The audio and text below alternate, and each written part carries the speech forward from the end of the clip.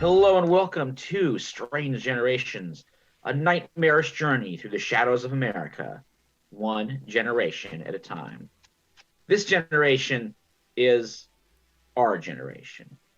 March 2020. This is episode 2 of our 2020 arc, our final arc. We have make sure the camera gets not the digital background.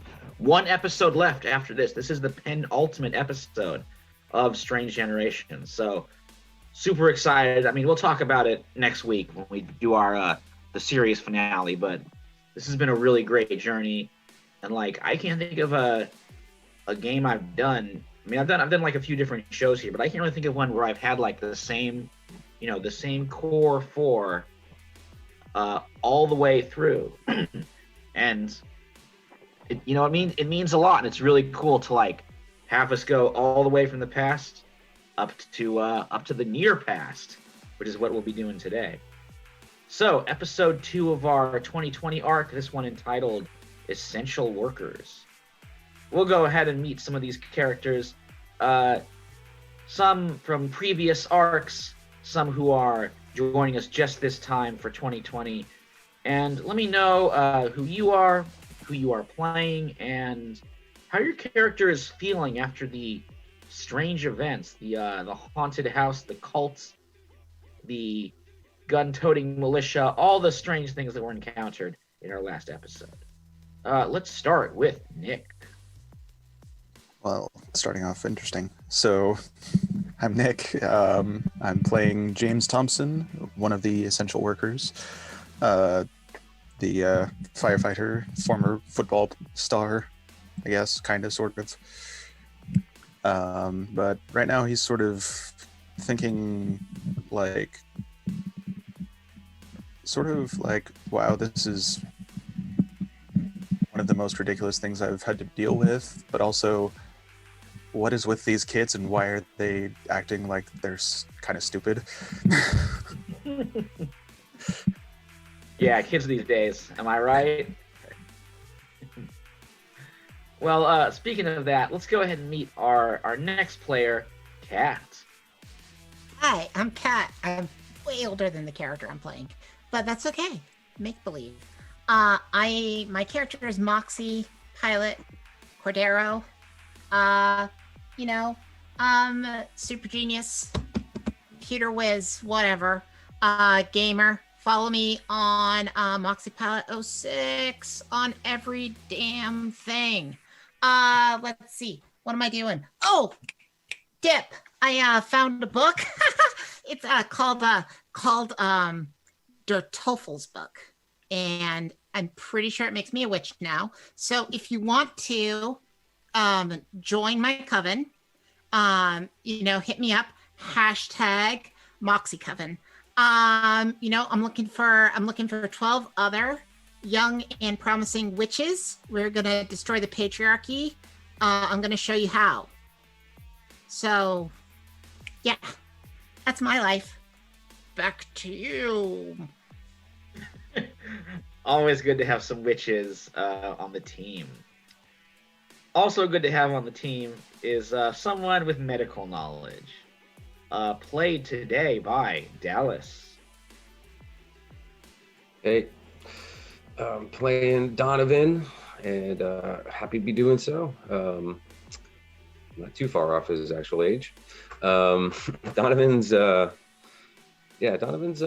doing pretty well for himself in his older years.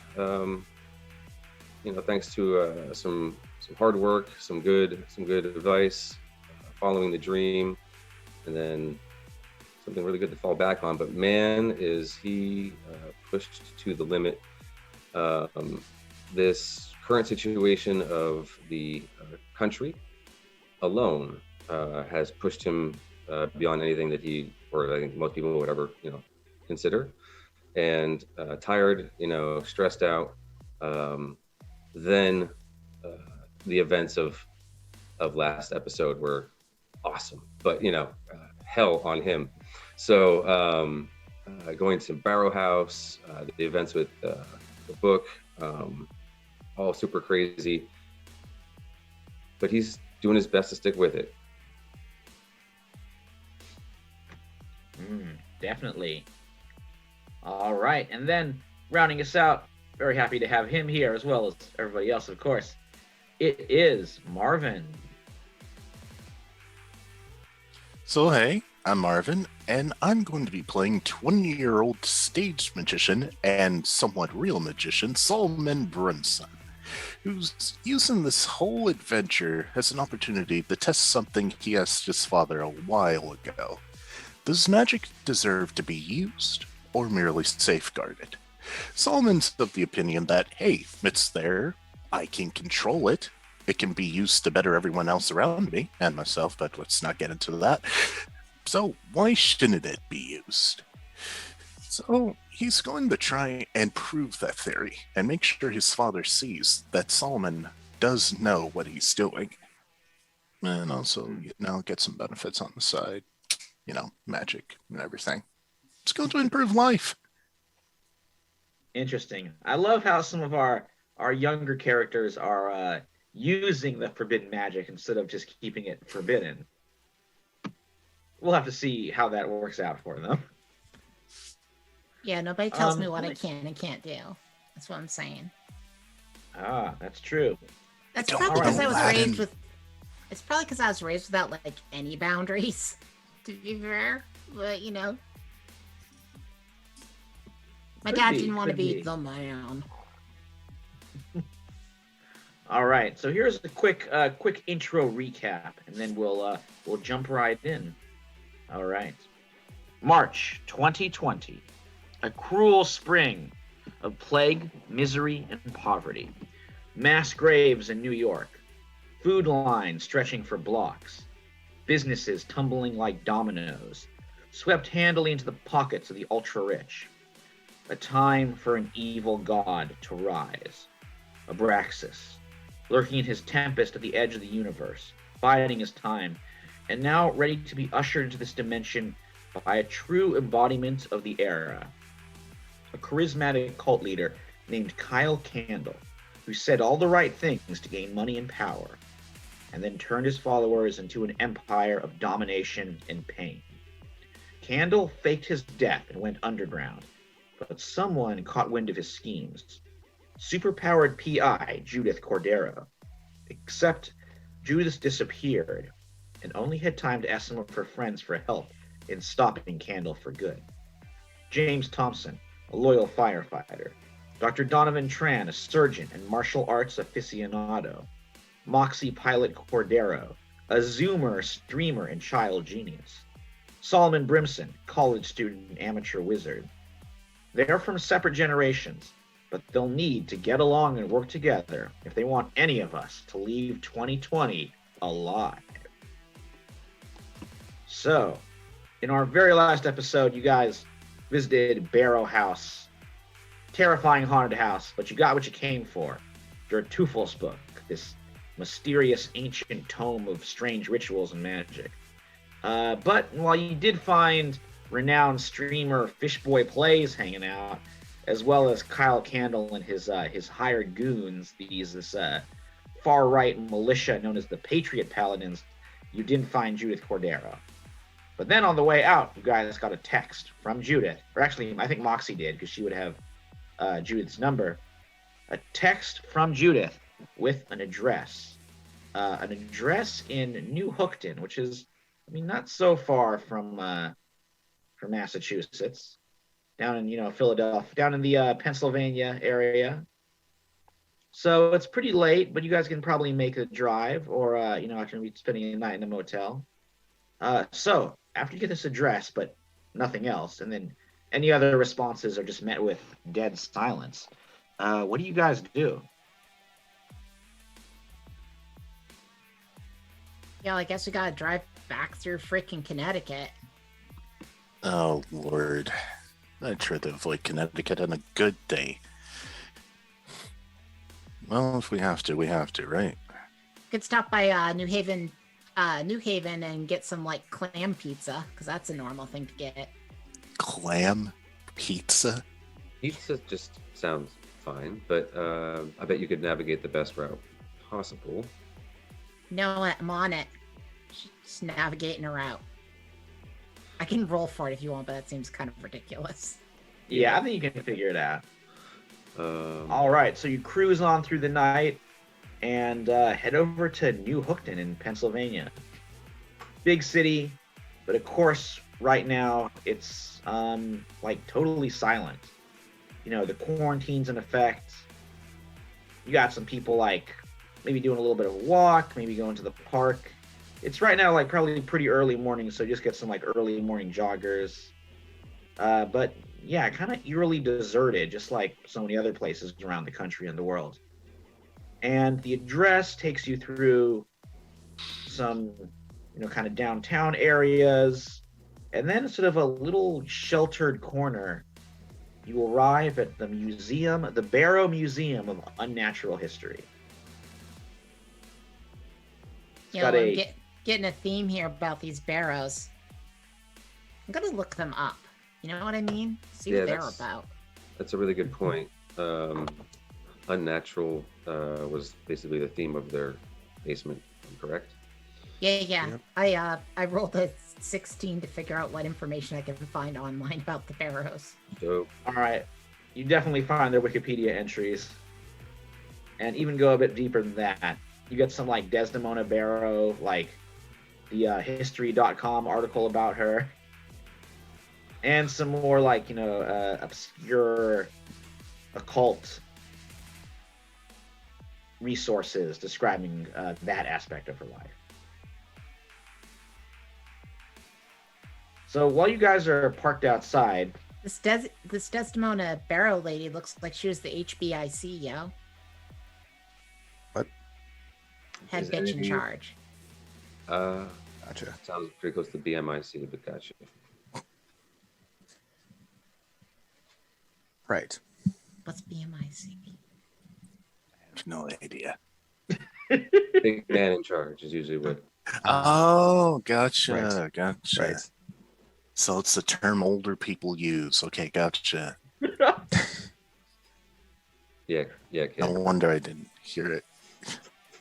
I mean, no offense, Donovan. It's just, Nah, it's okay. If you're at college, it's the BMOC, the BWOC. Nope, that one. Big man on campus. Yeah. yeah. Anyway, so while you guys are talking about acronyms, it's pretty quiet outside, but then a single figure emerges from the morning mist, comes kind of limping down the block. He's got a cane, definitely a bit in the on the older side, probably like later middle aged, or no, just on the older age. He's wearing like a trench, kind of an old fashioned 70s era trench coat. Has like a flat cap, like pulled down to shade his add some, not shade, but shade, keep some warmth on his head. Has big old man glasses, and he arrives over by the door and then like kind of stops there and looks over it. Oh, you guys out of your car? Or are you just kind of waiting inside? I would say James is sort of like near the car, but sort of like as he's seeing this guy and like thinking like this guy is strange and all these experiences, like I'm just gonna look like as big as possible to like deter any sort of like possibility of violence. All right, so the old man heads over to you. He kind of looks at you, over the tops of his bifocals, and is like, "Oh, big guy, eh? Try to be. Yeah, Can let I me help tell you you? something. I dealt with some big guys now and then. You put a bullet in the right place, they always go down." That is true. That is true. I'm just messing with you. My name is Carl Harris. Carl Harris. Yeah. Moxie What can we do goes, for you? Carl! Huh? For you, Carl. You got Where's a the sheriff's hat, Carl? That doesn't make any what? sense. There aren't even any zombies around. Huh? There could be. I'm looking for that in the book. Look, I don't even understand. Don't mind. She's still in the car, by the way, but Yeah. she's got the window rolled down. I am Okay, staying I mean- 6 feet apart from everyone. Oh, of course, you got Smart. social distance. Smart. Social, as the kids sometimes say. Oh yeah, and Um, Moxie is wearing one of those like cloth masks that like we all had to kind of do at the very beginning, like just like whatever the hell you could make one out of.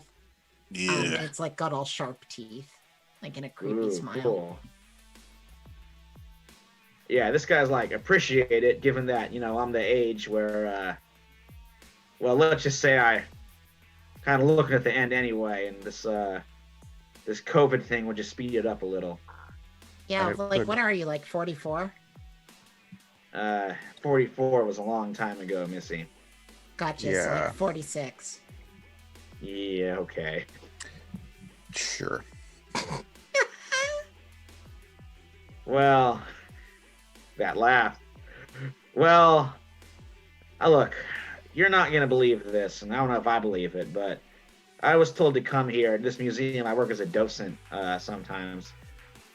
I was told here to come by a dream. Dream, you say? Yeah.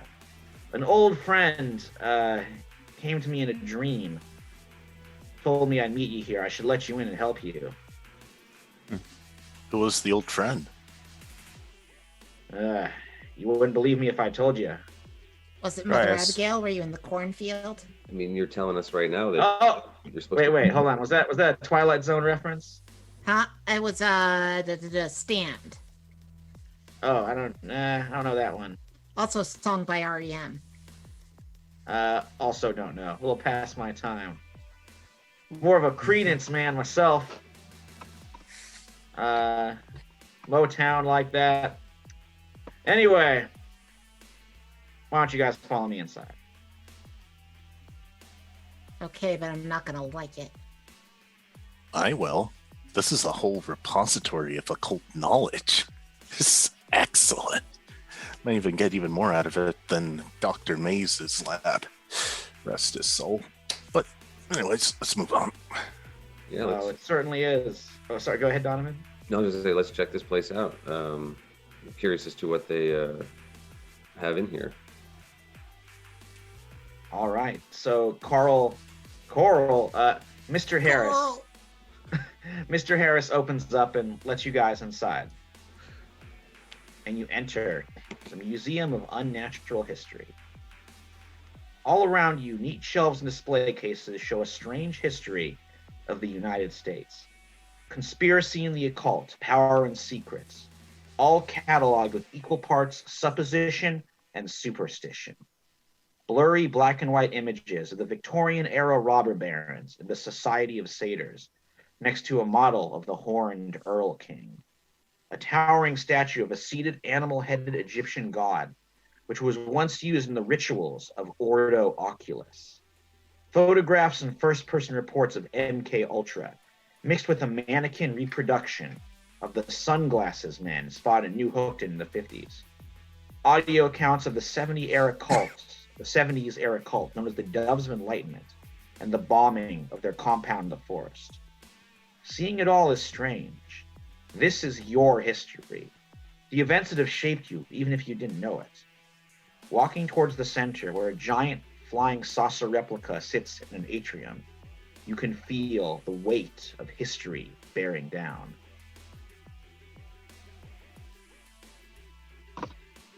So Harris is like, Harris is like, I don't know if you ever visited this place or went to some of the stranger corners of that internet on one of those computers. But let me tell you, I lived some of it. This is only part of the story, but it gives you some idea of how weird things can be.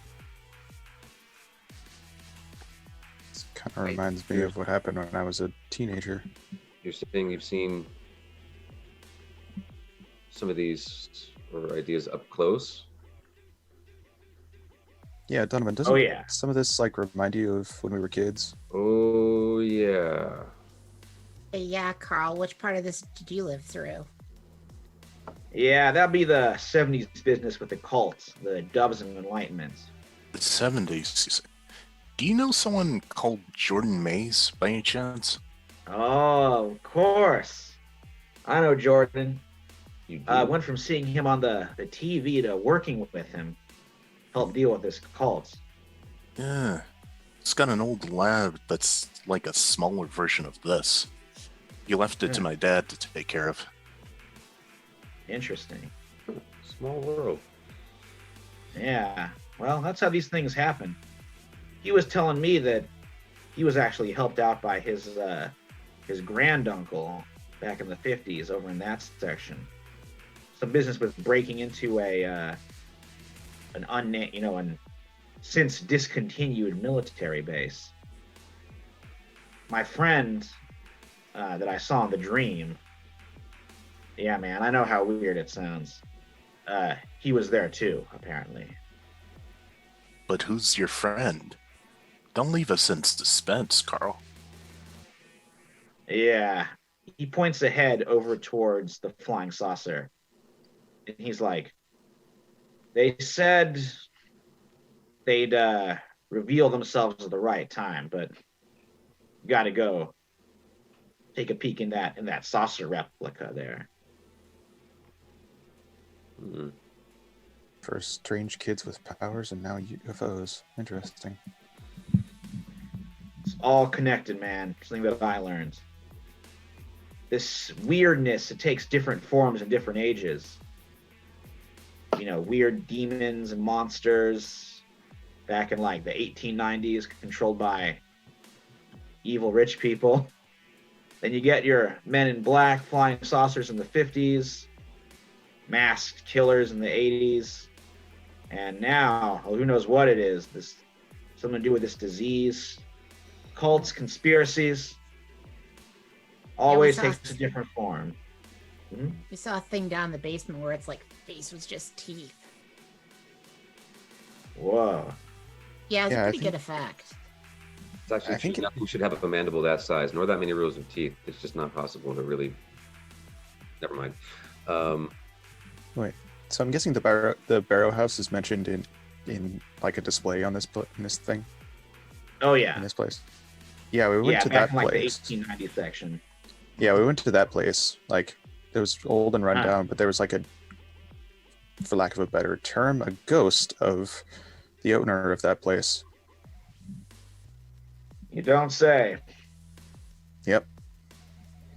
Well, when you get to be my age, seeing the things I've seen, the capacity for surprise always eludes you. And I But can see even as almost he's anything on the internet. You'd be surprised at the amount that I've seen at my age. yeah, I don't doubt it. And as he's saying this, some other unfortunate things happen. Uh-oh. You hear, was that Solomon? I'm like, uh-oh. And you Yeah. just sense something's bad's gonna happen. You Feeling hear, about this. you hear the squeak of burning rubber outside. You can peer through this Museum of Natural History is like a long hallway. You can look outside and you see a bunch of like Hummers, SUVs, maybe like 2 or 3 of these expensive looking vehicles roll into a halt over at the curb. And then the Patriot Paladins, those those gun-toting militia goons in their sort of pseudo uniform of like fake medieval armor and helmets, come bounding out. One of them, their leader, Ronnie Molt, now with a big bandage covering his ear that a certain thrown axe hacked off, leading them. Is he also the guy that I made his feet grow into the ground? Or is that a different guy? No, it was this dude. You made his feet grow into the ground, and then James threw an axe that took his ear off. So, as you can imagine, he's not in the best of moods. Oh, it's this clown again. Can I? He's like pointing towards. Oh, go ahead, Moxley. Can I ask some questions about what she might have found in the book at this point? Yeah, is there any like particular spell that you kind of had in mind? If not, I can think of something. Like I think one that she might be really interested in is if there's any way of making herself like invisible. Oh yeah, I would say so. Cool. Definitely an invisibility one, but you will have to roll to say the magic words. Oh yeah, whatever. If I can do it now, I will. But I kind of feel like I also interrupted the cutscene. Okay.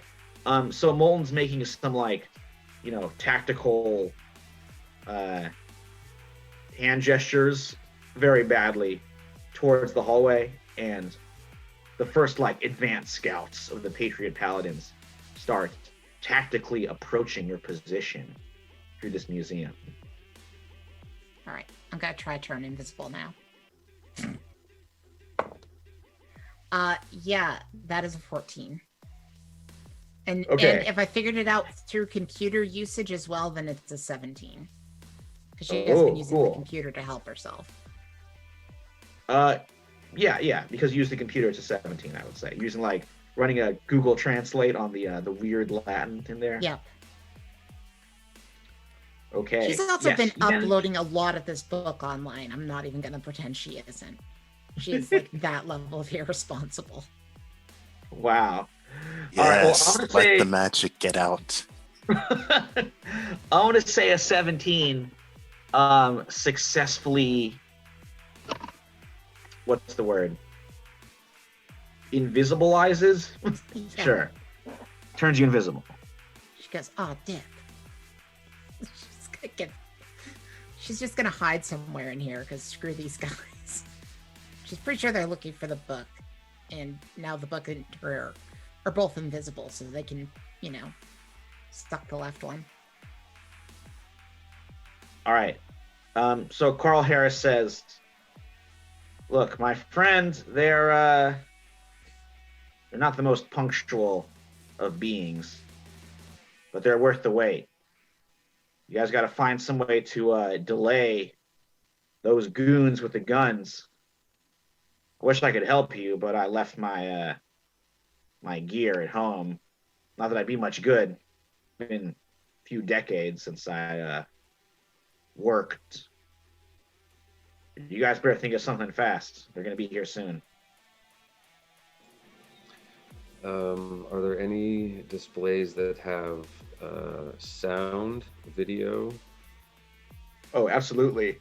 Excellent. Which direction? The Museum of Natural History, very big into multimedia. Okay. So they've got oh, go ahead. Can we turn some of those on remotely in certain areas, or do we have to go there physically? Some of them are motion activated. Some are going to require. They're all off, I would say, since the place isn't open yet. Yeah, they're going to require some on switches to be flicked. Okay. So if you want to try and sneak over, flick some of them on. Maybe go ahead and give me a flight roll. Cool.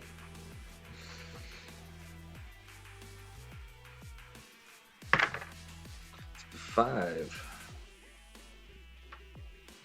Okay.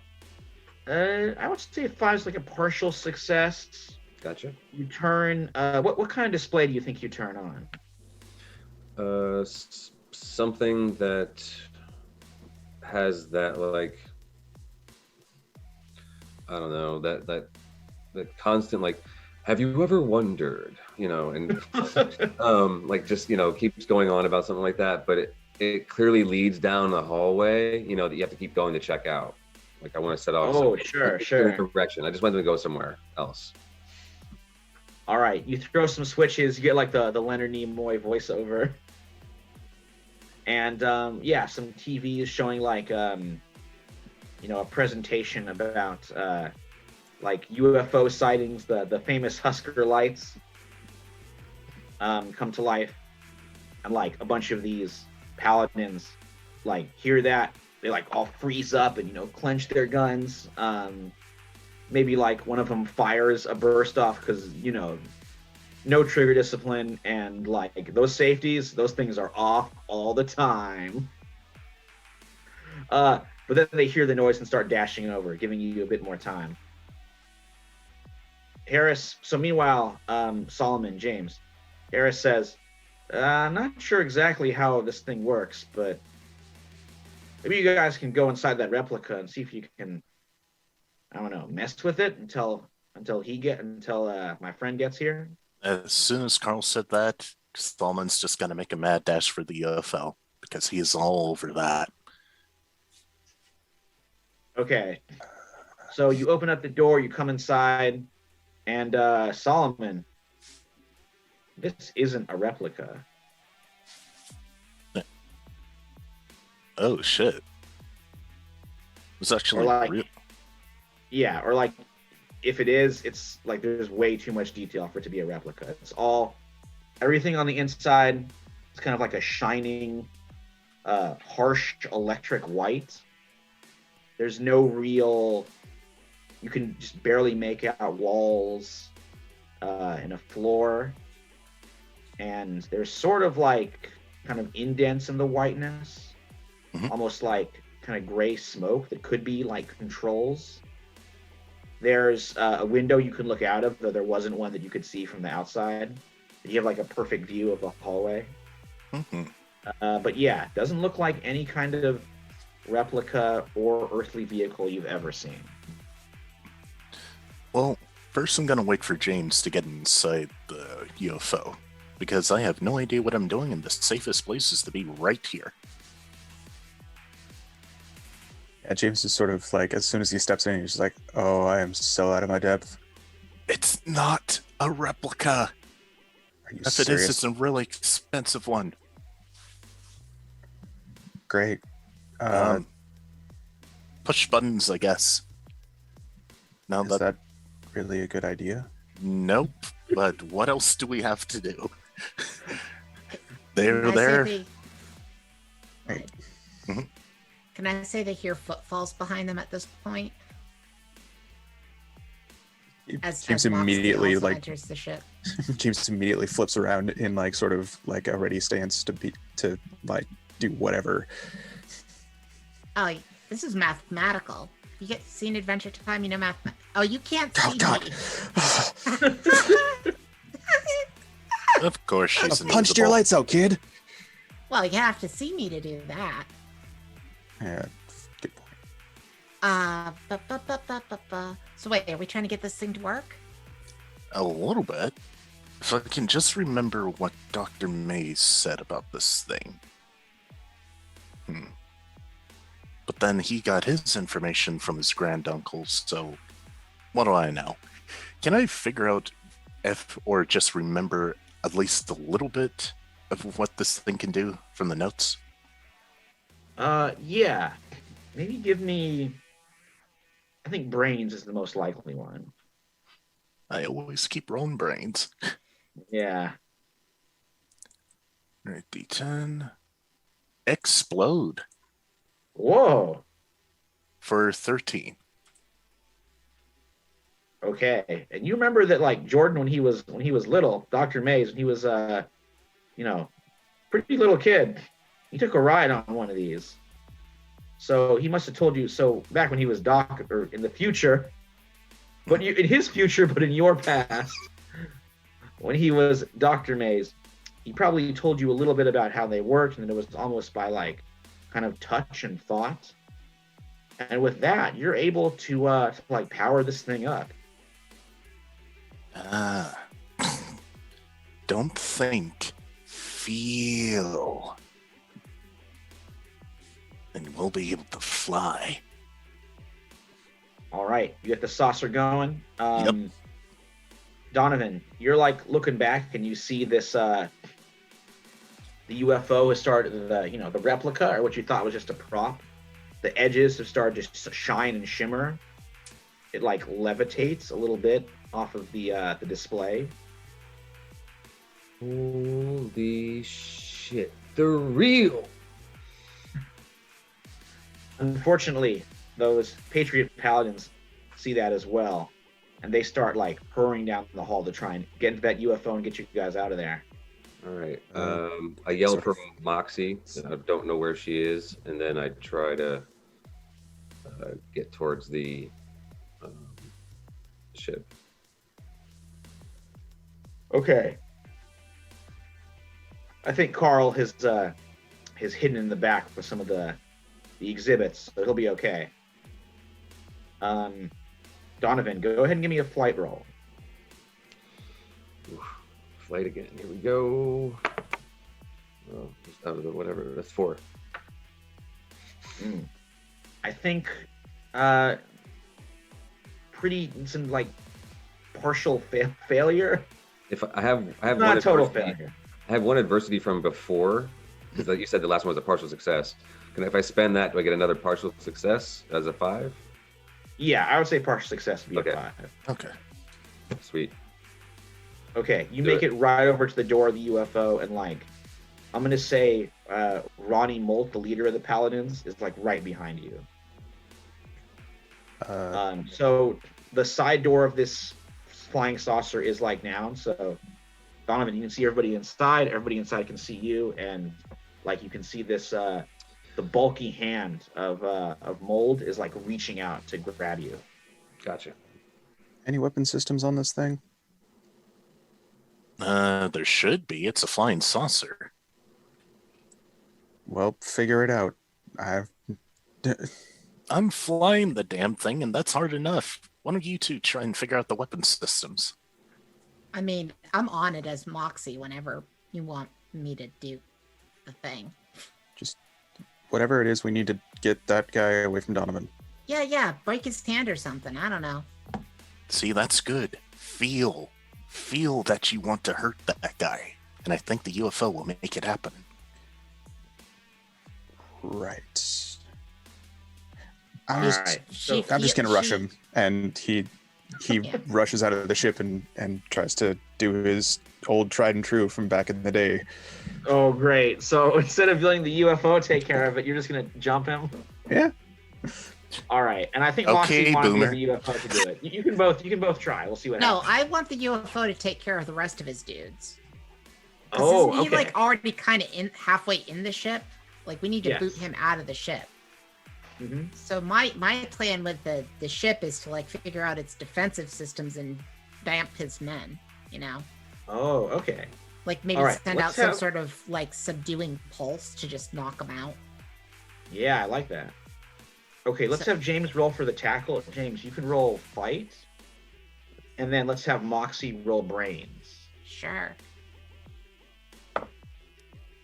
I've got a 10 on the brains, unless this also falls somehow under computers, in which case it's a 13. I don't see how it can fall under computers. It's an alien space. Alien computers? No, it's fine. It's a 10. 10 should be good. Okay. 10's pretty good. I think 10 is like a basic success. James, how'd you do with the tackle? Not as good as he used to be at 3. Oh no. Okay, so the good news is that Moxie's so Moxie, how would you describe this like paralyzing burst that comes out of the UFO? Sure. So it's like all of a sudden the UFO makes the noise like an Inception, but like inside it's like kind of muffled, but outside it's like if you've ever gone to a movie theater and they have messed up the sound and it's way too loud and you like, or like at a rock show and you like feel it in your guts. Oh, It's like yeah. that, but like multiplied by 100 and it just is like just blows them out, basically. Oh man. Yeah, that bowel destroying sound just like Oh. rips into the paladins trying to charge you guys, and they go like flying, they're skidding amongst the exhibits. I mean, it probably also destroys as much as the exhibits, don't get me wrong, but yeah, it's okay. They can rebuild. Yeah, some of the more fragile pieces are falling off their pedestals and smashing, but that's okay. Oh no! All the Uh. artifacts and everything. They were just replicas, or were they? James, what do you think happens with you tussling with Mold, who's definitely wants revenge after you took his ear?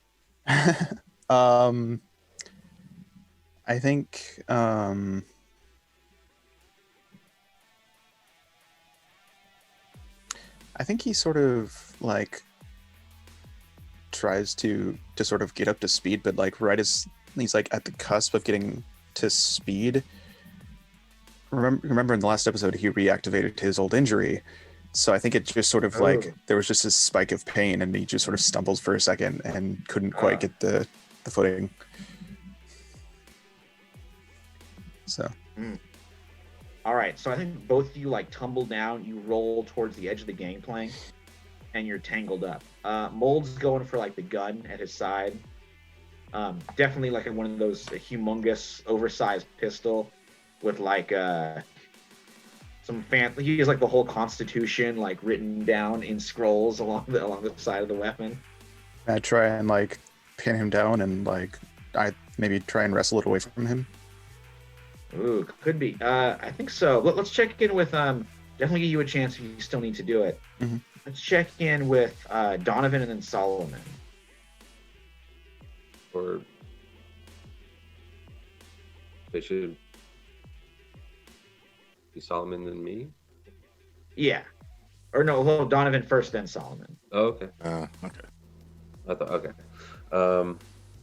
I guess I would either try to kick this guy in the face, or I do have the tomahawk I pulled from the barrow house. Maybe go for his other ear. Maybe make him lose the second one too. Oh man! All right. I do got to ask you to choose. Are we going for a kick or are we going for the axe? Nah, he mostly go for the kick. The axe would be like Okay, that's fair. yeah. No, I like that. That's true to the character. He's not a head chopping kind of guy. No, that would be like in the ultimate defense. Yeah. It'd be funny to take the other one though. It's like ha. Well, hey, the game is not over yet. Yeah. All right. Give me a fight roll. That's an 18, so that's pretty good. Oh, yeah, perfect. So what do you do to him? I know that broken noses make people wince and go blind temporarily, so I make sure to break and twist my ankle to the left as I do it, so it cracks his nose sideways also as it works. And so I'd like to flex his head to the side as it happens. Oh man, yeah. In the echo of the sound blast that Moxie sent out, you just hear the crack of Mold's nose, and he just yells out, "My nose!" and like reels to the side. James, you're able to make it into the UFO, and then Solomon, what do you do? Well, I see that awesome kick Donovan just did. I'm gonna say, cool. I want that guy on our team. I'm gonna go pick him up. Okay, well they're pretty close. They can easily just hop inside the saucer. Yeah, hop in. And also, where's that Carl guy, Mr. Harris? Oh, he's hidden further back, so he's okay. All right. I think we're all pretty much safe inside this thing. They can't really do much. Got it. So, I don't know. Just want to hang out in the saucer for a bit until his friend comes here. Or do we want to fly it around town? Fly it around town? Leave them in our dust? Yeah. I'm actually all about that. Let's turn Wouldn't this that do mother more out. damage to the building as we're trying to leave? Yes. No. As soon It's as you got- say that, it's like, no, I don't want to destroy even more artifacts. Well, don't worry. It's got like a skylight. It's in this atrium. Yeah, fly out through So- the skylight. Yeah, it's just a little bit of window. And hey, a bonus about that, falling glass lands on these dudes. Well, hey, that works. Up, and away. Can I grab Alright, the, so is there Solomon- any way that I can grab the gun before I get into the ship? Oh, sure. Okay, well, let's have Solomon. I'm gonna have you roll flight. You were like asking me to use flight. I can think of yeah. no better way Alright, to use flight this is gonna than be to great. fly. Oh, okay, yeah. That was to fly. Yeah. James, before let's have Solomon roll, and then James, why don't you roll maybe Braun to grab that fancy pistol? It's my most powerful attack. All right, that's cool. 15. Oh, perfect. James, were you able to get the pistol with the Braun roll? A 9. I think Nine's nine's gonna good do in it. this game. That is good. True. It's Yeah, a 9 of a everyone's d20. rolling but pretty still. solid. Yeah. All right, so you grab that fancy Constitution inscribed handgun, and then As I'm looking at Solomon. it, I'm just like, really? All right. Hey, he loves the Constitution. It's the operating manual to the greatest country on earth. I can't remember where I read that, but one wonderful way of talking about the Constitution, huh? Yep. Solomon. Yep. So yeah, you do some like expert UFO flying. So how does that look? Yeah. Solomon's always been more of a feeler than a thinker.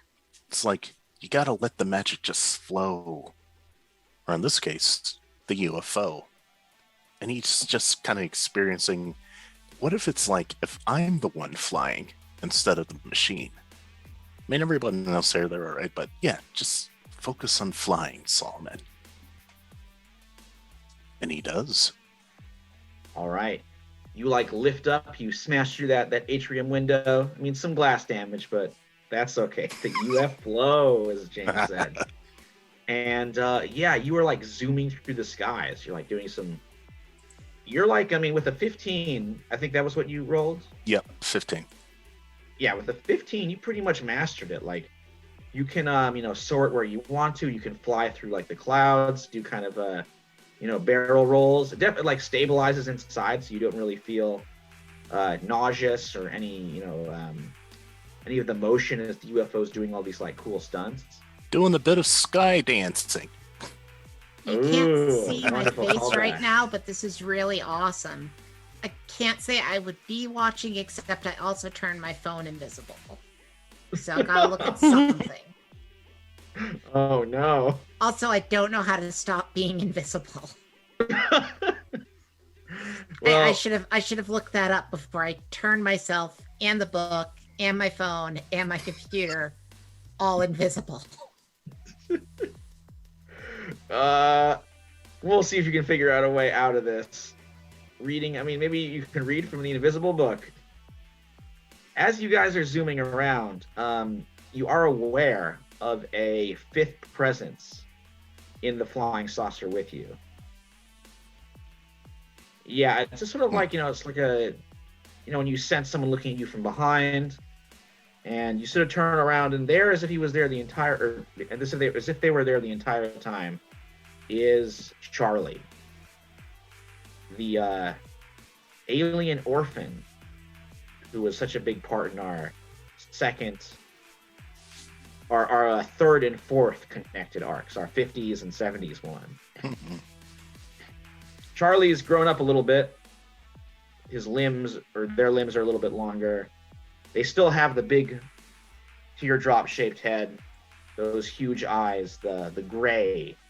But now, instead of being a very small, kind of embryonic alien, they're looking a little more adults. Not that you guys would know, though. You haven't really seen this particular alien before. But yeah, now there is a gray. Totally, I mean, they're wearing just like, I think, kind of a silver form-fitting jumpsuit. And they're just sort of standing there watching you guys with their huge eyes. I take it this is yours? As I point just like around. And they say, the kid's a natural, huh? I'll say, friend. Look Wait, at the what? way you're hot dogging this what did we say? Look at the way you're hot dogging this jalopy. Hot damn. That is a bunch of words that I am unused to hearing. Who are you? Talks like Don't Conan like my O'Brien. lingo? Don't. Oh, sorry, go ahead, Moxie. Oh, she just said like, oh, this guy talks like Conan O'Brien. Don't like my lingo? Don't be a square. The name's Charlie. I visited this planet before now and then. Let me tell you, it's one swell place to hang your hat. Charlie, the alien. You're the one Dr. Mays always wanted to meet. That's my name, Jack. Don't wear it out. And that weird way of talking again. Okay. Yep. We were planning on taking this to Candy Mountain, Charlie. I don't think he gets that reference. I barely get that reference. I don't get that reference. I think my grandkid, or no, my niece said something about that at one point. Yeah, it was my niece. Oh yeah, it's like this thing on on YouTube when I was like a baby.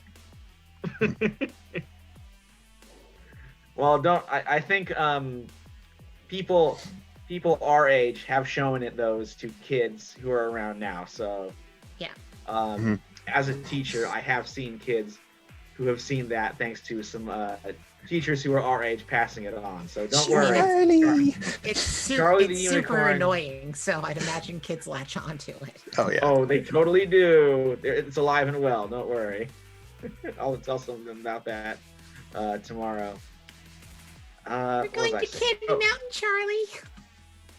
So Charlie says, Candy? Well, gosh, I do love something about this planet I certainly do miss. The grub. You guys got any candy on you? An Abba Zaba? Hershey's? Hershey's, I Devil understand. Dog? Moxie hands him an invisible chocolate bar. After my own heart. Delish. And they chow down and enjoy it. Ah, missed that. Yeah, glad you're enjoying the candy bar. By the way, there's a bunch of people dressed as like How did evil everybody know knights it's a trying to kill candy us. bar? Am I not actually invisible? We can smell it. Okay. Yeah, and you can see the smudges of chocolate Yeah. appearing on Charlie's face. It becomes visible once he eats it. Oh, go ahead, Solomon. But no, really, knights with guns trying to kill us. They also Ooh. destroyed the museum. Also, I think your friend Carl Harris is back down there. Did you talk to him at least? Oh. Well, something you should know about me. I don't really like to go back and visit old acquaintances. Not the easiest conversations to have, you know. I guess I'm more the kind to look forward than to look back. But maybe I'll reach out to Charles. However, I got another job here. I'm sort of aware of what's going on. I'm with it. So, dig this. You guys are looking for Judith Cordero, right? Yes. Yeah. Oh, yeah. Yeah. Mm-hmm. Right. Well, she's hanging out with some nifty forest friends over in the woods. Or she was, until she wandered into the wrong campsite. If you want, Solomon, I'll take you there. Or actually, you'll take yourself there. Just go ahead and feel the way, and you'll get there in no time. Feel While the you're, way. while you're driving, Solomon, can I borrow your phone? And can you unlock your phone? And do you have a stylus which I could use to use your phone? Yes, I can, and no. It's all touchscreen. Right, which is a problem for me right now. Oh yeah, invisible. I'll hand it off to either James or Donovan or something. Or do you need to call someone specific? No, I need to look some stuff up on it. I figured that James and Donovan they have flip phones or something. No, the hospital keeps us up to date. I know how to go through all that stuff. And Oh, cool. Well, here's my phone, and he hands it off to Moxie. Right, the phone just kind of floats through the air and, lands on a surface. And whatever you do not tap number 1. That's my dad. And I really do not want him to call me right now. Because that's not a conversation I want right now. Cool. All right, Moxie. So is this like a way to get yourself turned invisible? Yeah, because I told you she'd been uploading images from the book. I wasn't kidding. She just needs to access the uploaded images. Ooh, okay. Go ahead and give me a brains roll and see if you can like figure this out. Because I think if there's a complication, could be interesting. Okay. I mean, Wallace is going. is there something like the back of a pencil, like, or a pen that she can use to like kind of navigate the screen? By the way. I mean, I would say so. Like, I'm sure maybe Donovan's got a pen on him. Cool. If this is a computer's thing, then it's a 17. If not, it's a 14. Okay. Yeah, I think a 17 works. You were able to uninvisible yourself. Cool. Whew, did not think that through. So but I bet while if you I were summon doing, a familiar, everything will be fine. oh man, all right. Well, we'll definitely have to have that happen. I gotta see. I mean, who knows how the dice will roll and what kind of familiar we'll end up with. So let's hold that thought for sure. Solomon, you were able to, like, as Charlie said, they think and you know the way. You sail through the skies. You leave. Looking down, you can see you leave the city. You head back into New Jersey. Kind of hard to figure out where you are, in the state, but pretty soon you see this like forest below you, and you realize you're in the Pine Barrens, which is the big swath of woodland in New Jersey. Right now, it's still kind of there's chunks of snow. It's winter. The worst of winter is over, but like still pretty cold. So melting snow, trees look pretty dead. The Pine Barrens still have a kind of stark beauty, though. Then, flying saucer descends, and you land on this hill. There's copse of trees separating you, and you can look down, and you see there is a clearing where there is a big, sprawling campsite. The UFO lands, and the little door slides open, and Charlie says, "Don't worry, this baby's got some high-tech doohickeys, make it immune to human eyes." Now, Judith, she's somewhere out in those woods. I'm not exactly sure where. She contacted me for help and did what I could, but I gotta tell you, I'm just kind of a psychic projection. And yes, a psychic projection can eat candy bars, which I did. It was delicious. But still, can't give you too much help. Can you, are you the one that talked to that guy Carl in his dreams? I did. He's an old buddy of mine, Carl. If you met anybody else, could you contact them through dreams? I suppose I could. Who are you, somebody you want me to give a ring-a-ding-ding to? No, I'm just curious if Judith was conscious, she might be able to, talk to us. But if she was unconscious, perhaps your dream connection might work better. I'm not hoping she is, but be a way to find out if she's okay. And I'm not sure how we're going to find her. It's possible, but if I know her at all, I know she's resourceful. I think she'll find a way. I'll keep what you said in mind, though.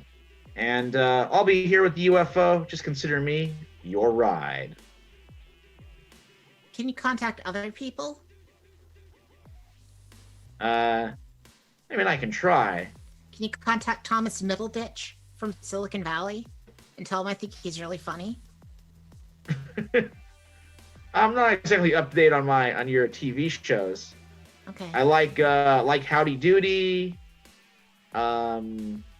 Big fan of Sid Caesar's show. Is he in any of those? No, he's definitely not on a show about poop. Okay.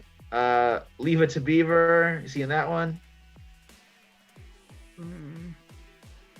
That's the one where they're a monster family? Uh, hmm. Not sure. Well, I'll be here.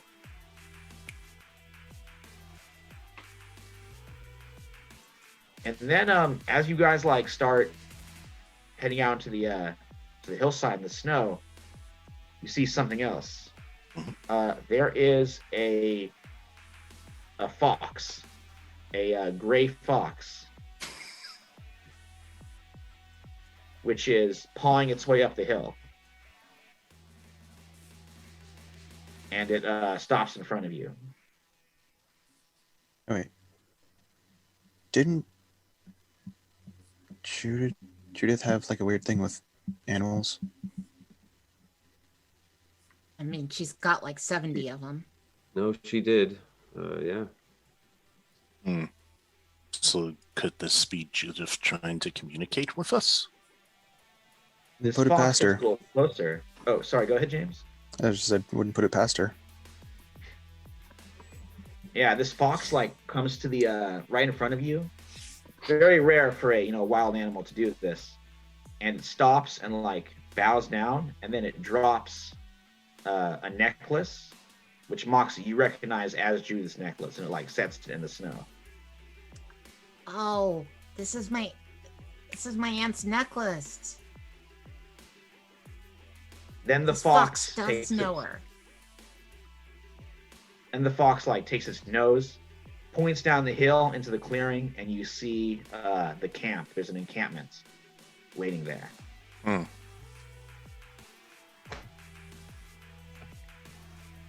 Well, as good a sign as any. So what's the plan? Are we going to do this? Just sneak in? Hmm. You scout it out first, maybe see what's over there. I could try turning one of you invisible instead of turning myself invisible. Or maybe you could turn all of us invisible. Okay. The difficulty is turning us uninvisible afterwards. Yeah, but you figured it out. Yeah, but if I turn us all invisible, I won't have a phone to look at. But then again, we do have Charlie in there in the spaceship. Besides, from what I'm seeing, magic and alien technology is kind of interchangeable at the moment. I'll tell you what I can do. I'm going to look up the reverse on my laptop right now, okay? And then one of us stays visible. And you're going to hold on to my laptop so I can make us all visible again. Okay. Yeah, maybe it should just be me that stays visible, and I'll turn the rest of you invisible, and you can go do your scouting thing. You sure about that, Moxie? I mean, I don't know what good I'm going to do scouting. Well, I guess if we find something, then I'll know how to use. Yeah, I guess I should be one. Who doesn't want to be invisible? I guess is the question. What a question. Yeah. I don't know how good I'm going to be at scouting, but we don't want to be seen. I'm good at being discreet, invisible or visible. The thing is, if we get Judith, she'll be the only one visible then as we get her out, right? Yeah. I mean, look, I know how to pick locks and stuff. I mean, obviously, like everybody knows how to do that, right? But like, so I mean, unless it's like a really complicated security system, like I should be good. And even if it is one, I should be good. But somebody's definitely gonna need to carry my laptop and be visible, because otherwise this whole thing doesn't work. Ooh, all right, I'll be visible. I'll carry the laptop. Yeah. I'll see if I can pull off the part of just being purposefully around. All right, so it sounds like Solomon and Moxie are going invisible. Yeah, I don't know what James is planning to James? do. What do you think, James?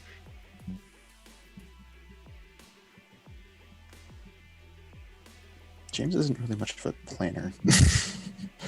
Yeah, He's sort of- that's fair. You want to just kind of hang James? out and see what they see?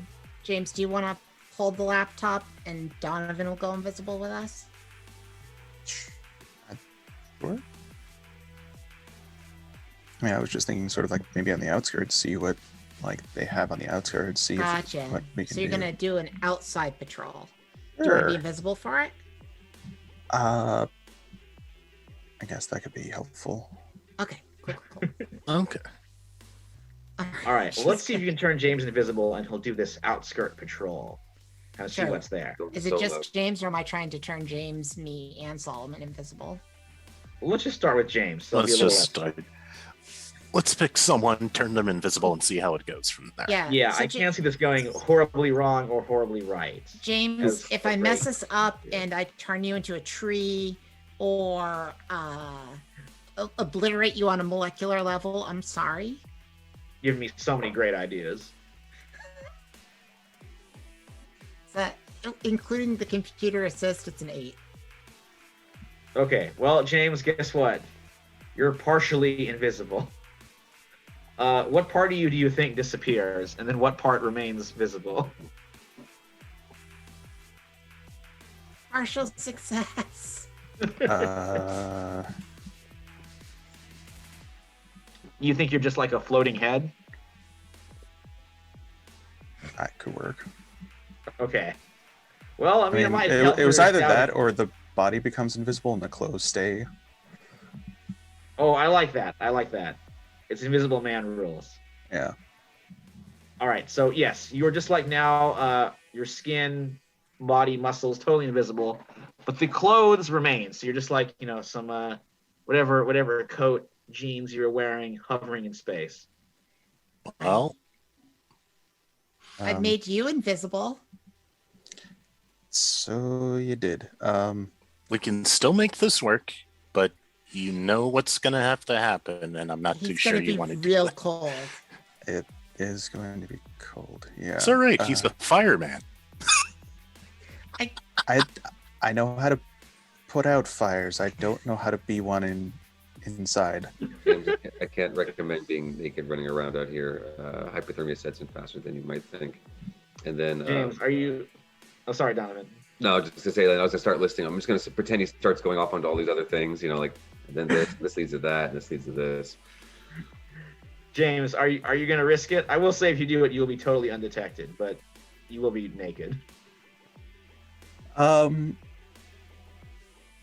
will say not until he has to. Like he'll be floating clothes until like he has to get like extremely close. All right, cool. So you make your way through the trees. You disrobe, and then you peer ahead, and you see an A data. That's why I have this wonderful A as my background campsite. The convention of these A data followers occupies a clearing in the cold forest, far away from the prying eyes of the child-sacrificing, world-controlling coven. Around melting snow and trees just starting to sprout anew, they have created a parallel world of American flag and A-data banners, assault weapons, and swapping theories and cookie recipes. The collections of tents and lean-tos host these seekers of the truth, spread under the boughs with no reason or rhyme. There's no leader, but the woman playing hostess is recognizable from TV by her chrome blonde hair. Bernadette Bulkin. Her husband owns a string of used car lots that gives you a tactical shotgun with each purchase. Now, she's neck deep in conspiracy theories. And so are you. So as you are looking at this this A-data type, this A-data campsite, and you can do a quick roll, maybe you know what A-data is. I don't know if you've been like reading the news that much, but you might have heard about it. Can certainly try. Okay. You do see there is one tent like at the center where there's some like kind of guards hanging around outside, just like relaxing. Not looking too particularly guarded, but like everybody here is armed to the teeth. Dramatically so.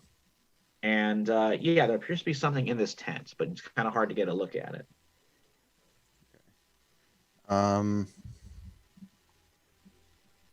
Is there like a like what type of tent is it? Is it like one of those ones where it has like a front and a back entrance kind of a thing where I can like go to the back that's not really as guarded and see if I can peer through into it? Yeah, I think so. It's got like just your average like camp, you buy like REI or something. Nothing too fancy. And yeah, I mean, I don't know if it's like a one of those zip things you would zip up the kind of the square shaped door so you can peer inside. However, it is snow, so you might leave some tracks. We'll see what happens though. Give me a I'm trying to think. What do you think? A stealth roll. Why don't you give me a flight roll? Let's see how well you do at navigating this without seeing. Not too hard because you are invisible, but I mean you are naked as well. It's a 1. It was Seriously? a D4, so it was a D4. That's So it's the a Nick 1. we all know. All right, so this catastrophic failure. What do you think happens? It's visible. I like that. I like you the stealth. Do you Jeez. want to go with that one or no? No. I think that might be the one I'm going to go with if you would have another. Because I'd love that. It was either that or I'd make a crap ton of noise. I think going visible makes the most sense. All right. It was like You still have your clothes on. No, I don't. no. Well, everyone's going to be seeing his fire hose then. All right. So A little bit of shrinkage. totally nude. Sorry, You flash into existence right behind the tent. James, I will say that you peer through the screen and you do see that Judith is inside. She's got she's awake. She's got like zip ties, holding her arms and legs together. But she is alive. And in fact, everybody can use Judith's powers once again, but she's been awake she hasn't rested. She has a total of 4 of them. She has 4 psychic energy tokens. Okay, looking in the tent, are there any like clothes that I could maybe just grab and cover myself? No, only Judith's there. Also, Okay. you are discovered because you appeared. Yep. So the 2 guards both spring up and are like, "Whoa, what the hell? Some kind of nude guy? Where are your clothes, man?" Wouldn't believe me if I tried. And then you hear some, expensive LL Bean boots crunching on the snow, and Bernadette Balkan rushes over with some more of those guards, and she's like, "Okay, hold on, stand back. I know who this is. He is an emissary of the Coven, sent here to spy on us. They never wear clothes because it's all the better for their evil rituals. Don't you move, Mr. Coven man. You got you covered. Oh, don't play dumb. That's the evil force you serve. I've read all about it in the A-Data dumps." Okay. You can believe whatever you want, but first, do you have something that I can put on? She's like, it's kind of cold. "Yeah, it's a little distracting." I'm sure. And she like nods, and they give you some extra. I will say there was a little bit of shrinkage. It's cold.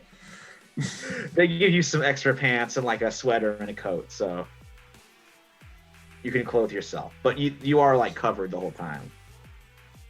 Thank you. So, this is a thing. I should say so. All right, why don't you come over here and we can film you. I have my own Twitch stream. Actually, I was banned from Twitch. Oh, what is? I'm now on. Well, I was banned from that website. And that website was shut down. I'm on a few other personal websites so my subscribers can get all of my streams when I expose the truth about the Coven conspiracy. And you are going to go and deliver a confession. I'm going to get so many more views and hits. And my used car business is going to go through the roof. Okay. First Don't sit question. down on the stump. What is the Coven? As if you don't know, it's No, the evil. I really don't know. Conspiracy of elites that's controlling all of us, of course, or trying to. Right, that's Yeah, I have no idea what you're talking about. So while you're stonewalling Bernadette Vulcan, meanwhile, I think the rest of you guys, you're on kind of a hill overlooking this clearing, and you've seen more or less what went down. Okay, so I'm not great at invisibility, but I've got other ideas. Possibly controlling the weather. I definitely did a thing where trees attacked before, but it was by accident. But pretty sure I could do it on purpose. Possibly making the various animals of the forest go nuts and attack everyone. That's in there. Unless Michael says it isn't.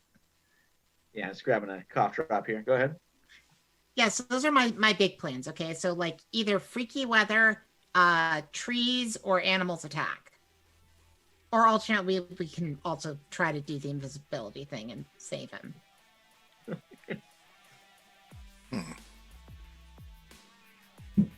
Well,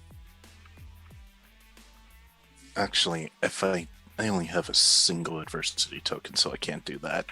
If I had one, I'd use prepared and pull out Shadow Sentinels and see if I can do something with it, but I don't. I have intuitive, but I number one don't remember how many adversity tokens I even need to spend to activate it. I'm pretty sure 2. So I don't think that I even have enough to activate it. But I could be wrong. And I also don't know how much it would really help. Yeah, it does. You muted. Oh, intuitive is 1. One. That's what you have. Oh, gotcha. Prepared is 2. Gotcha. Oh, okay. I mean, it's to ask about surroundings, and I don't really think I've got anything to ask about the surroundings that aren't already there. I think she just wants to do stupid spells. Provided that the ending of the Raiders of the Lost Ark is not in this book. Because if that's an option, that's where she's going. I think the ones you mentioned are pretty solid. Okay. You could always try to summon a familiar. I could try That to could summon help. a familiar, although I don't know what use the Oh, I do know what the use the familiar would be right now, because it could be go down and chew Judith free. Ah, okay. So- James was actually saying if there was somebody who could like signal, he knows where Judith is. Yeah, it's basically like while I'm talking, I'll just sort of like randomly just be like, or at one point I think I would be like, do you have is it a policy to keep people tied up in tents? Kind of yeah, a thing. I think they definitely hear that. Hey, So yeah, everybody. you guys have heard, people tied Right. up in tent, and you do see the tent in the middle that he's like gesturing Okay. towards. Okay, I think my aunt's tied it up in a tent, so maybe instead of doing the big spectacular explodies, I'm gonna summon a familiar. Meanwhile, I'll sneak down there and see if I can help James out a little bit. Yeah. You can handle the magic, Moxie. I'm a bit of a 2-bit magician anyways. Huh? I got an 8. Okay, and 8's not great. Let's do the familiar, and then we'll see. I think Donovan wanted to do something too. Yeah. I was just gonna go with Solomon. So Oh, okay. either that or we all stick together, because I'm not sure if anybody should really be splitting up. Oh, I was We planning can't on go just anymore. I was planning on sending down my awesome familiar to take care of like getting her out. Well, with an 8, it won't be an awesome familiar. It's gonna be a seahorse. I mean, the seahorse is a cool familiar.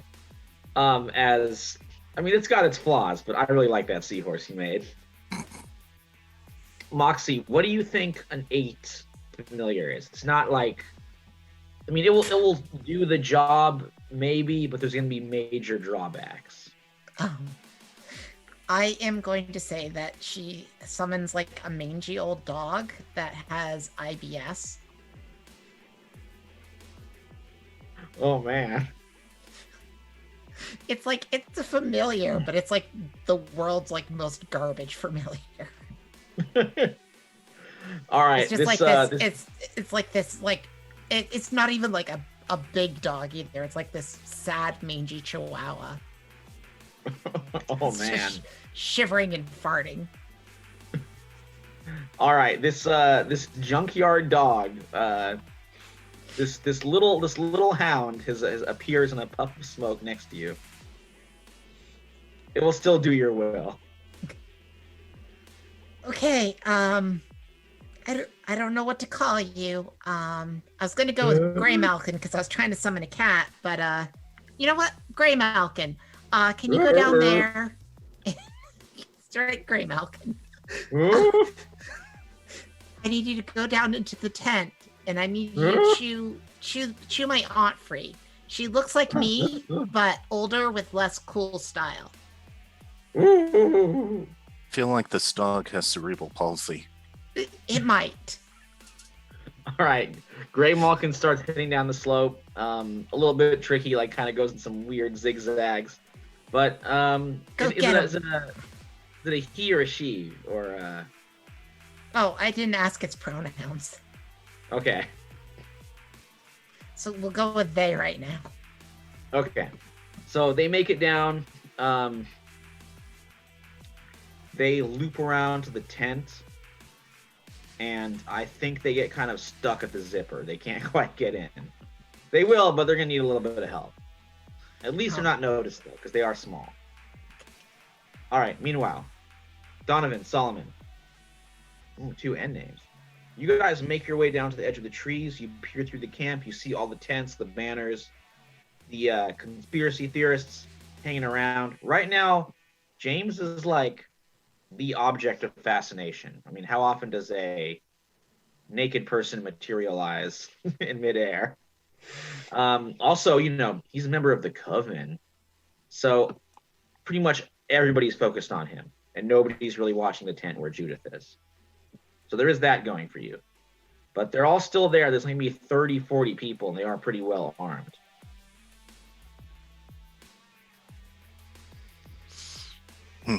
So what do you want to do, Donovan? You want to go help that stupid dog?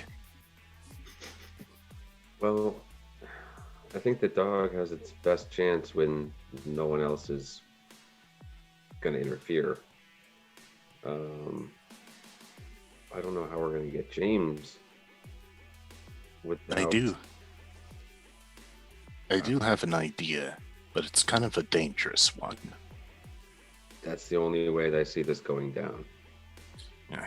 Well, we're way outnumbered. We don't have numbers coming in, and they have a fanatical purpose. Or teams. we do have a way to get their attention. Like I was saying to Moxie, I'm not really that good at magic, to be honest. I've always wanted to use it, but I couldn't even understand the book. But what I am good at is being a showman. They want a cult? Let's get them a cult. I'm gonna trounce right in there and try and make them believe I'm the leader of the cult they're looking for. Oh, man. You're A? Yes. Whoa. Okay. Oh, boy. The storm is here. Okay, so if you're going to be A, do I go and get James while you pull everyone away? Or... All the attention is going to be on me, so I say get James out of there, and I'll make an escape. I'm good at escape magic. It's a simple stage trick I usually do. Disappear in a puff of smoke. Okay, I will try to make sure that when I got him, you'll have a signal to know that we're good. Righto. So, Okay. Let's have Solomon do this. We'll have Donovan make the rescue, and then we'll check in on our pooch. Moxie pointed out that Gray Malkin could dig under the tent, which is definitely what he's going to be doing. He'll get there, but it will take a little while. yeah. His digging, like most things he does, not the greatest. Most things they do, not the greatest, but they'll get there. All right, so Solomon, how do you make your entrance? All right. I know it's a bit of a stretch, Michael, but would this count as like skilled at magic? I.e., magic being the magic show Solomon does? Oh, totally. Like you're using your magic equipment to make like special effects. So yeah. Yeah. So I go in there and say, "Stop right there. Why would you want a simple pawn when you could have the king himself?" Yes, my friends, it is I, A. What? They all spin around. Bernadette's like, "You're A?" Yes, and I sent my friend over there to offer an olive branch to all of you, saying this animosity between us has got to stop. Otherwise, Oh, we're just no, gonna end up killing each other. Solomon, if remember, A is the hero for these guys. Oh, my bad. Yeah, A is the one who's sending them the information, the A data about the coven. Gotcha. So, I'll rephrase that. Go back in time a little bit. Yeah, no problem. Yes, but I've got all the information you need. Everything. Yes, my friends. Bernadette's like, I even know that. whoa. Bernadette's like, I was 90% sure you were JFK Jr. And I was also 90% sure you were Baron Trump from the future.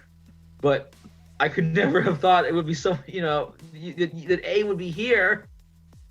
Wow. Exactly. Solomon, it's- you are going to have to. Oh, go ahead. Yeah, so leave this small fray alone.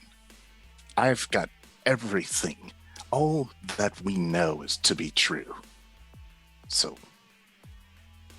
listen to me now and listen to my words and roll charm, I guess. Definitely.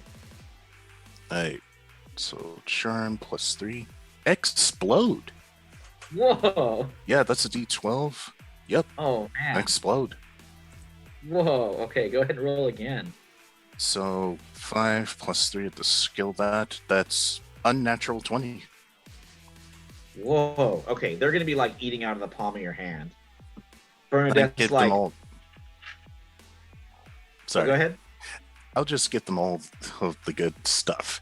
Yes, that satanic cult we thought was in the pizza chains is true. I knew it. And she's like, "Oh, and the coronavirus, it's caused by the 4G, the 5G telephone things. Oh, but it's also a hoax, right?" It is a hoax, and it's actually caused by the 2.5G. Oh, of course. Hey, you're so smart. Your wonderful data drops from just spreading the truth. Oh, keep on telling us everything. Yes, and you are absolutely the truest believers I know. Bullshit, but okay. All right. So while Solomon is holding them wrapped, what is Donovan doing? I stopped and listened for a second, and I was like, wait, no, I got a job to do. He was pretty captivating. And then I'm going to do my best to get around everybody while they're probably just slowly gathering and be like, yo, did you hear what this guy's saying? Oh my God. Hopefully they leave their post is what I'm saying. Like this, like he's so captivating that I can get in there. Oh, for sure. But if there's any obstacles, let me know if I have to deal with anything. Okay, I would say maybe go ahead and roll like a very easy sneak. So give me a really easy flight roll. Okay. Right. Sneaky. That's a 3. Best, yeah. My D6 Okay. flight, so. Well, I'll say you get to James. Probably partial success. Okay. You don't get him totally out of there, but you get him up and you start like heading back, but you're not quite out of the clearing. Meanwhile, I forgot his name. Gray Malkin has successfully burrowed under the tent, and he pops up. He like bursts through, I guess, the floor of the tent. He just chews his way through, and Judith like sits up, stares at this strange dog emerging from the earth, and She's like, hi? What are you? It's gonna just, as a response, walk over and start chewing through the restraints. Ooh, okay, go ahead. Okay. So it takes a little while, but pretty soon, gnaws her way through, and Judith's able to like burst her hands free. She wrenches away the other bits of plastic, and she's like, "Well, whatever you are, you're a good dog." Okay. Now, it looks like they're all distracted by it. It gives a doggy smile and then farts. Oh, ew. Well, good for you. She like picks Grey Malkin up. You better come with me. So she unzips the tent and peers outside and sees the crowd around Solomon. She's like, very interesting. All right, let me see if I can make my way over to the trees and get out of here. And she starts picking her way back. Meanwhile, Moxie, you're on the hill kind of watching all this? Yep. Okay. Thinking about what a great job she did. I mean, it's pretty great. And then Unfortunately, there is... Oh, yeah, go ahead. There is some more bad news coming. What? You see further down, there's kind of a trail that's leading to the campsite. You can see that fleet of cars, which has moved almost impossibly fast, is cruising its way, led by a new car. Looks a little different from the ones that were outside the museum, cruising its way towards the campsite. She knows there's only one proper solution to this, and that's to make the trees attack. Okay. Let's check in with Solomon and see if he and his friends have a plan to extract themselves, and then we'll check in with the tree roll. All right, so Solomon, they're all listening. Bernadette is like streaming things through her phone, and she's like, "You heard it, folks. A himself is here, just sharing so many secrets, like lizard people, clones, cybernetic clones, people being arrested. It's all real. It's all true, and A is telling us all of it." Does Donovan have James yet? Yeah, you can see they're making their way back to the edge of the clearing. You can also see Judith and Grey Malkin have slipped out of the tent and are starting to head back themselves as well. Yeah. So I'll finally say to everyone there, and yes, my friends, since everything you have believed, everything you have seen, and believed in your heart so much is complete and utter bullshit. You are all horrible people, and I hope you realize that, and you will never accomplish what you want in your lives. Just screw yourselves. And Solomon just throws the smoke bomb and gets the hell out of there. Whoa, definitely an about face for A over there. All right, go ahead and roll flight to see if you can pull this off. I guess because you're skilled in magic, you can get the bonus for this one. Okay, because I needed that. With the bonus in magic, it's a 10. Okay, 10's pretty solid. Mm-hmm. I think it's a success without any bonuses. I just do it. Yeah. You throw the smoke down, and then you hurry away to the tree line, joining Donovan and James, and now Judith. And Grey Malkin. Oh, yes, and of course in Judith's arms, Grey Malkin. The most important. And this is her familiar now. Like, she can't change it. This is what she's got. Okay, the stupid dog got Judith out. Familiars aren't like noses. You don't get to pick them. Nope. No, you most certainly don't. No, I'm using trad witch rules, which is once you've summoned your familiar, that's your familiar. When it doesn't take a new form. She's always going to have this really sad chihuahua. Oh, I love it, though. That poor dog. But anyways, we got everyone here? Good. Let's run, because I have a bunch of angry people right behind me. So, without further ado, and Solomon runs off towards the ship. Hope you guys can keep up. Okay, so you guys start heading up. Then Donovan and James. I think you guys are like kind of the last two to start going. You guys like peer back and you see the this caravan of vehicles rolling into the camp. There's a dark SUV as the top one. It creaks to a halt, and then Kyle Candle himself emerges. Bernadette like runs over, totally flabbergasted. And she is like, Mr. Candle, hey, he was here, and then he said this was everything was bullshit, and we've just been looting ourselves, and we're like horrible people. And Candle's like, that wasn't A. I'm A. You're A. I mean, the truth is, in a way, we're all A. Now, let me deal with these interlopers. And I'll show you a little bit of the power the real A has given me.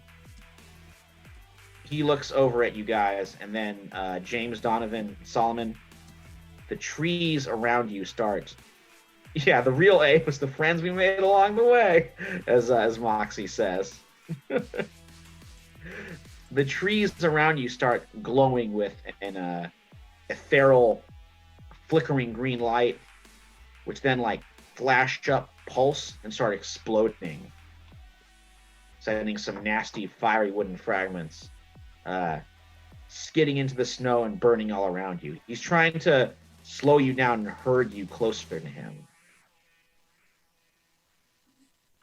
So, since Judith's here, could I use one of her abilities as to kick up essentially a windstorm around us, to sort of like buffet us from the exploding trees? Absolutely. So she had 4 left. That brings her down to 3. Is that okay? Sounds good. Okay. So, is there like a particular way you imagine this, like looking or going down, or? I would say it's very reminiscent of what used to happen when I first described it, as basically the storm-like thing she lifts off, and the wind just sort of kicks up around her, and then just sort of spreads like as it sort of encircles and goes into a wide radius. She's sort of just floating for a second. Ooh, definitely. Oh, I just love how the followers of A defeated by a storm. Ooh. All right, so fragments of burning wood with this green fire flying through the air, casting some smoky trails as they coast down. You guys are safe and can start making it further up the hill. Moxie, I think you wanted to try something too. I mean, her plan had been to make the trees attack. I understand that they're exploding and on fire now. And that doesn't deter her from wanting to attack them with exploding fire trees. Okay. I also will say those are only the trees that are like sort of in the pathway of James, Donovan, Solomon, and Judith. All the other trees are still intact, but okay, I'm getting as many trees to attack, creepy dude as possible, and his men, and their cars, and just chaos. All right, just a full-on tree attack. Yeah, chaos magic, or not. That's a 9 altogether. Okay, I think it happens. There's some downsides. Sure. I think what happens is the trees definitely do attack. Their limbs start rushing down, smacking into the encampment. Tents are going flying. People with weapons are going flying. Guns are going off. The car gets knocked over and starts rolling down. I think the downside is Candle sees you, and his eyes lock on you, and he's definitely like, oh, another magic user. Interesting. Can I hear that he said that, or He didn't say it that well, loud. I think you can see it in his gaze that he's like, he's not he doesn't quite know what to make of you, but like definitely intrigued. Then he kind of like lifts off the ground and starts sort of flying a little bit closer to you, and he calls out like, "Ah, summoning those trees, eh? You must be harvesting some true reservoirs of power." Yeah, I'm pretty awesome. She's looking through the book fast, trying to find something else. That's quite unique. I think after I subdue you, we should have like a long conversation about power and how it can be used to better all of us. But I am going to have to subdue you. And I'm afraid it is going to be painful. And I think he's going to start like... Oh, go ahead, James. You're muted. Okay. Yeah, I know. I realized that. I was thinking as soon as I like either like right as he's like in the middle of his speech or like on the tail end of his speech and talking about like pain, James just goes straight into emergency mode and just starts dashing and grabs Moxie and books it towards the ship. Okay, very good, because his spell is going to like make the snow kind of burst into fire and start sending up scalding smoke everywhere. So definitely good to get her out of the way there. Give me let's see, you're grabbing her, you're running. I mean, this could be flight, this could be grit, or maybe not. I can see this being grit. Maybe I did brawn say as well? Yeah, I did say that he is skilled at fire/emergency rescue, so it... Oh, yes, definitely add skill that, yeah. Okay. So I will roll a grit, because I am way better at that. Okay.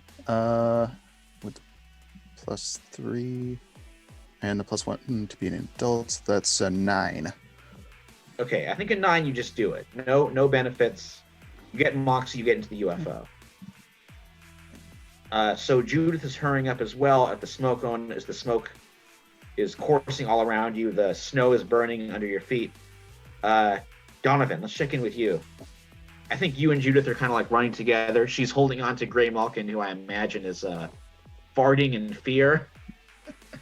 It's shivering a lot, you know. Yeah. Methane towards fire. Yeah. How are you going to make it into the safety of the flying saucer? I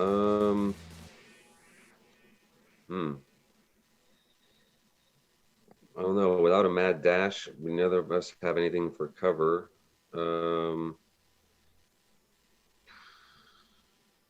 If Judith wasn't...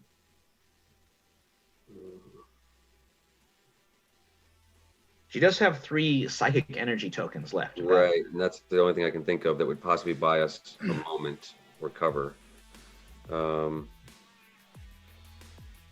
So yeah, that's the only thing I can think of would be for me to grab Grey Malkin and ask her if she would rescind the offer of fire back at them. Oh, okay, definitely. So she'll do that. Maybe like a firewall of some kind or something like that. Oh, yes. That will cost energy token, leaving her with 2. Is that okay? Cool. Okay. All right. So, yeah, like she's like, what do you think this firewall looks like? I think she finds a point. She doesn't have to, but I think she tries to find whatever was like sorry, what's the name of the guy real quick? Oh, it's Candle. Kyle. Yeah, so I think she tries to find like the moment or the area that he thinks is his most powerful and turns that on him, and that's the source of the wall, so it like backfires in his face in a way. Oh, awesome. Yeah, I think the scalding smoke is rushes backward, and the smoke just courses around him and forces him out of the sky and sends him crashing back into the snow. Just remember, his name is Candle, and he's from a thing called Igneos, and he uses like fire magic. So, it all, not it's very thematic, you might say. But yeah, thanks to that, I think you and Judith make it into the saucer. Solomon, you're also running up there. I think maybe you were a little bit ahead of Donovan. Probably a good run will do it, and we can say you get the saucer going if you want. Okay. So I can fly us out of here? Yeah. If Charlie lets me. You okay with that, Charlie? He's like, it's all hunky-dory with me, Jack. One of these days I'm going to understand what he's saying. I really want to. It's a Feel like David I Bowie opened up. record. Oh, David Bowie? No wonder Yeah. I don't listen to David Bowie. Hmm. All right. So if we're flying out of here with flight. I rolled a 14. Ooh, that does it. Your UFO lifts off and zooms away across the sky. Before we've zoomed away, can Moxie do a thing or no? Oh, yes, please. I mean, this thing has a weapons system on it. She wants to try Ooh. to give Candle a parting blast. Oh, for sure. And if there's any sort of speaker that she can use to communicate outside, she's like, I hear you're into pain, you freak. She's going to try to blast him with the thing. Nice. Go ahead and give me your brains roll. Okay. Oh, no. I don't know what I'm doing. That's a 2. Ooh. All right, well, give yourself an adversity token for sure. Yeah, instead the thing just plays the cucaracha. Yeah. I think like it blasts me, it goes the wrong way and kind of sends you into a bit of a do some barrel rolls, a little bit of a tailspin. But thanks to Solomon's good roll, you are able to zoom away with some minimum damage. Sorry. Feel. Don't think about it. Feel. I don't know how to feel things, though. Nope, that was too deep. Go back to the phone. Whoa, kind of Gen Zers. an intense moment there. Unknowingly to Solomon, he is part of the same generation as Moxie. I know, poor Solomon thinks he's a millennial when he isn't. Mhm. So Judith looks around you guys. She runs over to Moxie and hugs her, and does the same to James and Donovan. And then she stops over by Solomon and says, I think I tried to ask your dad for help, not you. Don't get me wrong, I'm grateful, but where's Walter? Or your dad?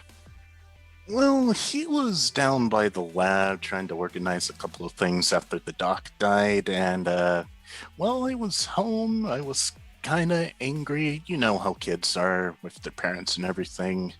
So I kind of took the call for him and thought this would be a good opportunity. I know, it was bad. It was bad. I shouldn't have taken the call. I shouldn't have been here at all. I can't exactly say that's a wise choice. No, it really wasn't. And now that they basically streamed my face everywhere, Dad's gonna know. Boy, that's gonna be a great conversation. To be fair, if the kid wasn't here, we wouldn't be flying now. Good point. Yeah, and not everybody can make great decisions like I do, she says as she picks up Gray Malkin. Oh, that's yours? Yeah, it's my familiar. Aren't you my familiar? It goes, "Arf," and its eye falls out. Oh, I was gonna say that's adorable, but that's just kind of gross. She just pops it back in. Oh, phew. You see, that's what I wanted to show my dad. Magic can do all these great things, like making people fly or summoning an undead stupid dog.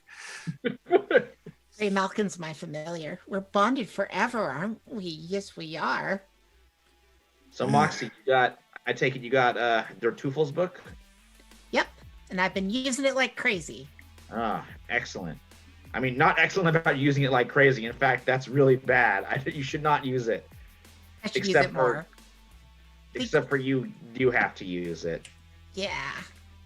She's Oh, the if only I one that have can to, read now it. I don't want to use it. What? Nope, that's reverse psychology. I want to use it even more now. Oh, Moxie. we're gonna need you. She takes out her phone. She's like, I wasn't able to get to this. I gotta show you guys this picture. And she like flips through her pictures, and she says, all right, James, Donovan, you guys know how I'm like. I'm the ablation of Abraxas. It's I remember. something. I remember the field.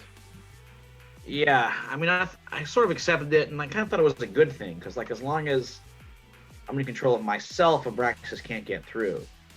But then, when I started looking into the candle case, you got the drop on me. He stole some of my DNA, and he decides to brew up his own ablation. That's possible. But Yeah, I didn't think it was, but well, look what he made. And she shows you it's like, it's dark. The picture is grainy. It's got, the bad cell phone camera. But you can see Candle kind of in the foreground, and right in front of him, the size of like a tank is an eyeball. And Judith's got green eyes, and yeah, this is a green eyeball.